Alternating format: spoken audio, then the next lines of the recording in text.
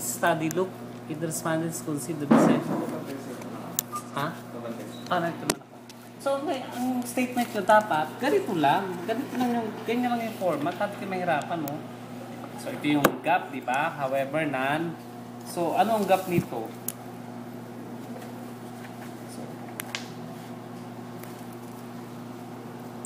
So, kung, ayan, halimbawa ito. I-recast nyo lang siya ng ganyan. Thus, this study has been conceived. Ayan. Toward this aim, it will find answers to the following questions. 1. Ano yung statement of problem mo number 1? Huwag mo igagawin paragraph form.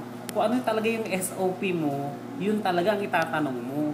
Di ba meron tayong template ng outline paper? So, meron ka dong SOP 1. Yun ang mismo itatanong mo. So, parang ito, nasa template paper yan. How do respondents perceive, blah, blah, blah. So, ito parang inirecast mo yung sentence. Inirecast mo yung statement of the problem. Pati nga ng isa, baka gano'n din ang ginawa mo sa pansin. Mag-gets ibig sabihin? Oh, yan, ba't ganyan? Ito tama. Pero kasi parang dinivide namin. Kaya pala. Ba't ito tama? Oh. Thus, this study aims to answer the following questions. Okay, good. Ano yon? What are the social values shown by the 2? What are the social values? 3. Ba't ito tama? O, yun lang. Ba't sabi ko parang naging unclear ito?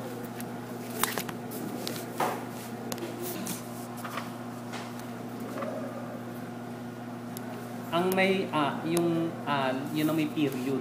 F space al period. Yan tulad dito. Yan o. Period sa Toscano. Oo.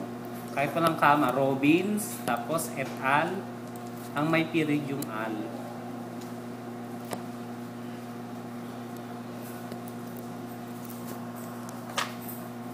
Tapos ito, end na word ang ginagamit. Pero may iba, yan talaga. Pero ang APA, end. End na word. Tapos ito nabanggit ko na ito eh. Tama dyan, ba't nagdating dito mali ulit? Earl, 2002 said that. Earl na, ano siya? Earl, parenthesis, 2002. Tapos ito, natatandaan ko to. Inano ko na to eh. Kinuro ko na to. Technology integration is not the amount of is in small letter ko na yan eh. Ay, Lucens. Bakit merong... Yun talaga yung pangalan niya, sir. Ganun talaga siya. Siguro to. Apelido niya may Opo, sir. Oo, may ano talaga. Hindi, yung... Opo, meron talaga Ganon. ganun. Opo. Parang kanina meron akong chinek na mali. Na half A. Yung parang... Yung mga Turkish name, di ba may mga ganon? O kaya may mga... Parang may mga symbols. Okay. Ano ito? Ba't may A? So, yun.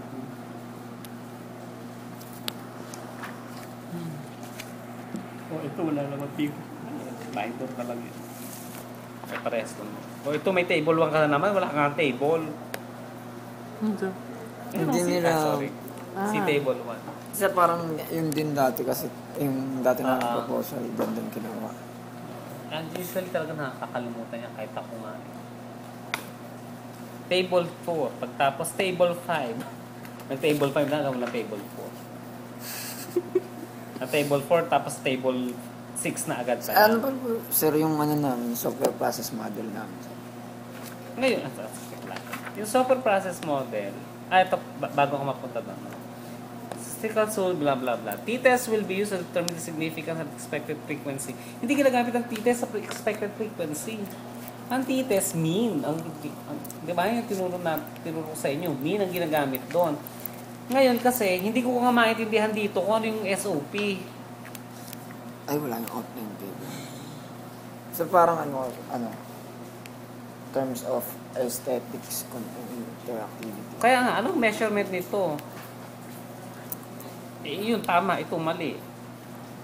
Kaya hindi ko maintindihan. Hindi ko malaman kung ano yung SOP. Kaya hindi ko ano yung statistics to be used.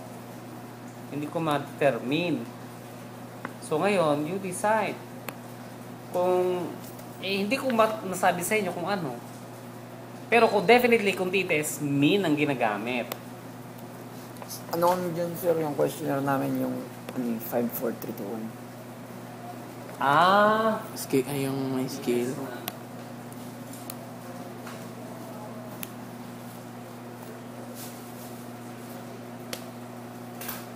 Ito pa rin sa survey. Ito pa sa survey.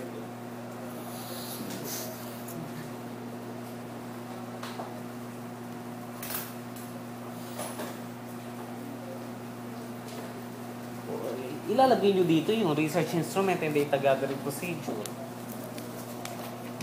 Wala na. Ah, ito na pala. Oh. Ano yan? Pag ganyan, sasabihin nyo yung, kasi may, yung pala, lagay nyo din doon, ano. Pag may survey form kayo, sasabihin nyo dito, see Appendix 1 for the survey form. Tapos talagyan nyo ito ng Appendix 1. Apo. Yun. Oh. Eh, mali itong definition mo ng t-test. Tama yung t-test, pero mali definition mo. Means or... Oo. T-test will be used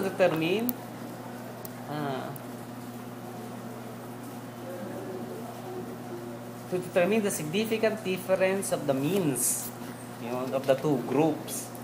Sinong sasagot nito? Sila, sir. So, hindi nga, sino nga? Nung... Ay, sinong gagamit ng Oo. software, sir? Hindi, sinong, oo. Ganun Bata din. rin po. Mga bata din, Parang- sila din. Apo. O, kung mean yan, t-test, ano yung kasi ang test, dalawa, di ba?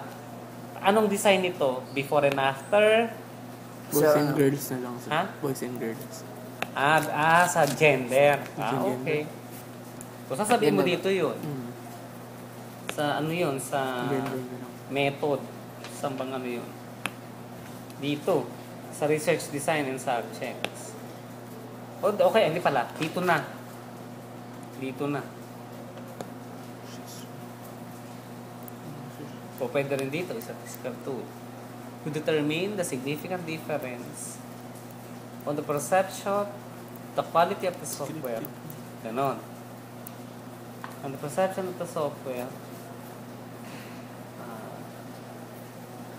the responses will be categorized based on gender. Ganon. Kaya lang, anong output po no? Bakit gusto mo makita yung sinabi ng lalaki sa sinabi ng babae? Kasi sir, design naman nung software yung tingnan namin. Oo nga. O So, makita mo mas mataas sa lalaki. Mas mataas pala ang design ng perception ng design ng lalaki. Yun ang findings mo. Anong gusto mo mangyari pag gusto sa software? Anong implication nun? Meron po ba yung sinasabi yung before and after? Before and after, ano ba to? Descriptive siya sir. So, Interactive digital storytelling of short stories. Dito, hindi applicable ang Yung before and hindi. after. Kasi wala ka namang educational value dito. Ang nakikita ko dito, wag mong Gender. wag mong hatiin sa gender.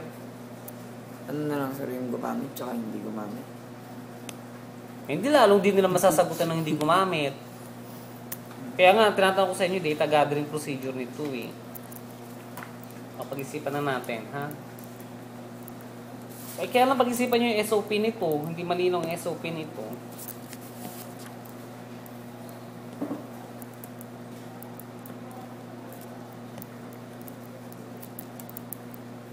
Nakascale ka ng 1 to 5, ano? May gitna ka kasi, may 3 ka kasi. Mahirap kasi pag may 3. Pwede mong gawin 1 to 4. 1 to 4 lang. So, yung 1 mo, green. ano ibig sabihin ng 1? Wala ko palang ibig sabihin ng 1. Hmm.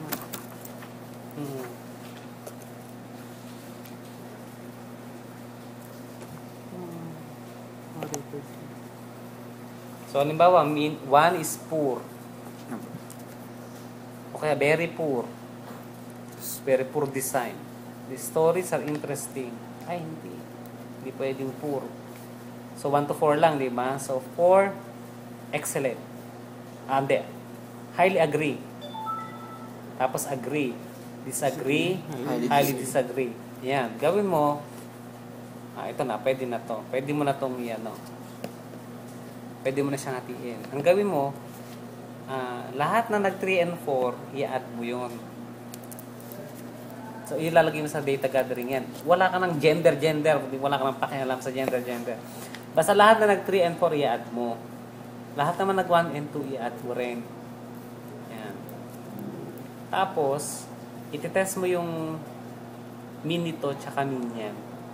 Same respondents. Nakakita ko ng research na gano'n ang ginawa. Ano sir, nila output nila? So, halimbawa, apat tayo, no? Apat tayong respondents. So, sumagot ako dito ng agree.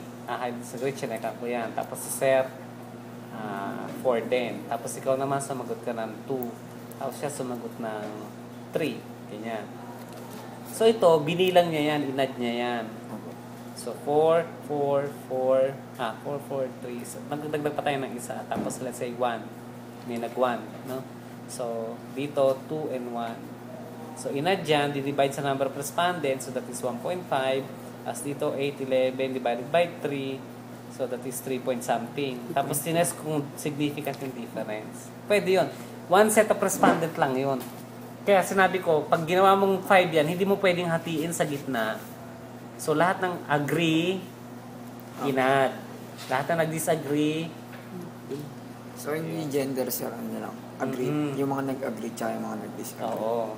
Sinignan ko significant yung difference nung mga nag-disagree tsaka agree. Pero one set of respondents lang yan. Anong ibig sabihin one set of respondents? Ha? Anong ibig sabihin one set of respondents? Isa lang, hindi mo hinati yung respondents in terms of gender. Hindi mo hinati ang respondents responses in terms of before and after. Parang kunyari sir, isang klase lang na. Isa lang sila lang pinasagot mo, tapos tinignan mo yung mga nag-3 and 4. Ganon. Okay, gawin mo na lang chi-square, pati ka mahirapan, agree, disagree. O, diba? Or, yun nga, make it agree, disagree. O, dahil walang kahirap-hirap. Binilang mo lang agree, binilang mo disagree, tapos chi-square. O, pwede na yun. Okay, gets? Okay. Kasi may effects ka naman na eh. O, yan. Ito sir, parang pwede na itong padali. Oo, ito, i-revise mo to. Mas marami kang dapat i-revise dyan. Scan. Okay? Opo sir. Thank you, sir. Sige. Next. Sino sir? Oh, Oh? kasi kamaras. Jennifer ko sir? Jennifer ko? Oo. Jennifer ko yun eh. Hindi ko alam kung paano papasa itong mga to. Lipat kami dyan. Oo, sir, lipat kami sir. Tulungan nyo naman itong mga... Sige, sir. Sabihin ko ha, tulungan tayo. Tulungan din lang. Class niya yun, sir. May ganun ba? Teka nga, kung mga number nyo man, nakakalimutan ko yung kumiksan. Uy! Isda. Uy!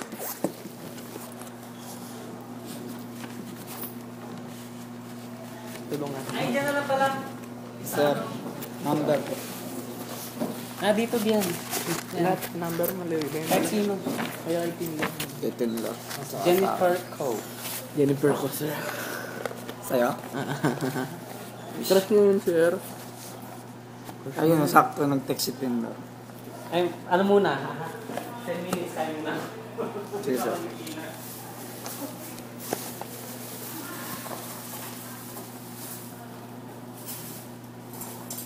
Kain tayo. 09. Kumain na ba kayo? 05. Opo, sir. 6-1. Hindi ka na? 6. Bakit? Ako, I have to finish then. Ba niya? Okay. Sa pangalawa? Pwede pa ako dito. Pwede pa ako dito. Stop ko na to. 14 minutes, so stop ko na. Pwede ba? Pwede. Sige. Sir, hindi tatagin namin. Oo.